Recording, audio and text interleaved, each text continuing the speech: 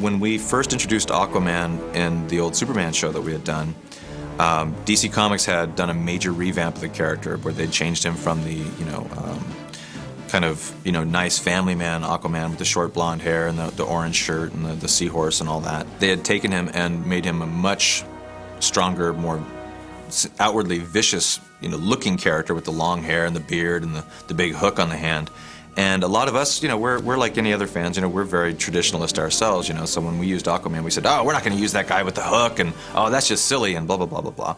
So we kind of used the old Aquaman look in Superman. And I guess in between that time and when we worked on Justice League, the hook and the long hair kind of grew on us. The more we thought about it, we thought, well, it's kind of interesting. It kind of ties him into mythology. He's kind of like Neptune, with the trident and the long hair, and it seemed to be kind of a good way to go with the character, for better or worse. These are a little bit more sophisticated, tougher times, so having a tougher Aquaman we thought would be kind of a good way to go. We had to figure out, why does he have a hook?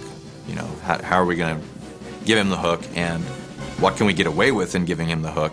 And so we changed the origin of the hook quite a bit from the comics. His hand went away by piranhas, which never really made sense to me, because here's a guy who can command fish, and piranhas ate his hands, and oh darn, I could have just told him, don't eat my hand, I forgot. So we came up with a more dramatic reason, we think, on how he loses his hand, and it's certainly one of the highlights of the show, I think. It's not just for shocking act, just for shocking sake. It goes right to the heart of the character, and in a way, he is still the old family man Aquaman. That's something that's really a real strong part of him.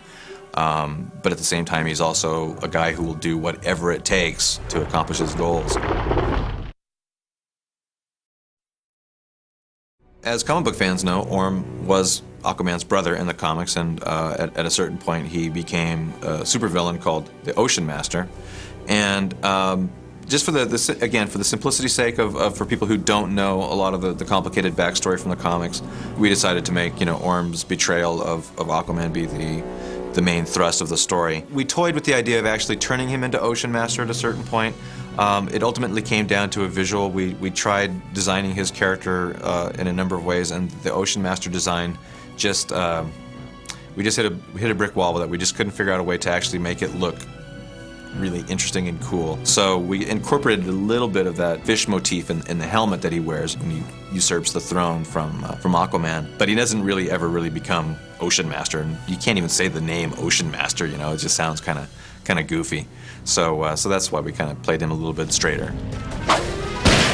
It's tricky to do a character like Deadshot in the animated world, because Deadshot's whole thing is that he's like the world's greatest assassin. Well, in children's programming, we can't really ever kill anybody. So you have a guy who's the world's greatest assassin, and yet he's never allowed to do what he does best. And we thought, well, it'd be kind of neat, just kind of like the Kanjar-O thing in Blackest Night. We thought it'd be kind of neat, well, if you're going to use an assassin, let's make it Deadshot. That was kind of an obvious nod to the comic book fans. It's like, okay, you're expecting an assassin, and it turns out to be Deadshot. It's like, wow, that's kind of neat. And he had kind of an interesting costume in the comics.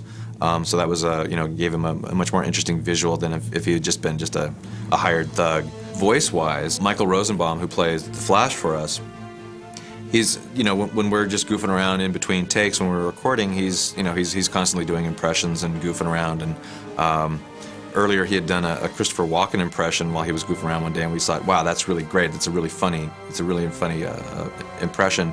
Let's use that someday. So we ended up having him do the Christopher Walken voice in The Return of the Joker.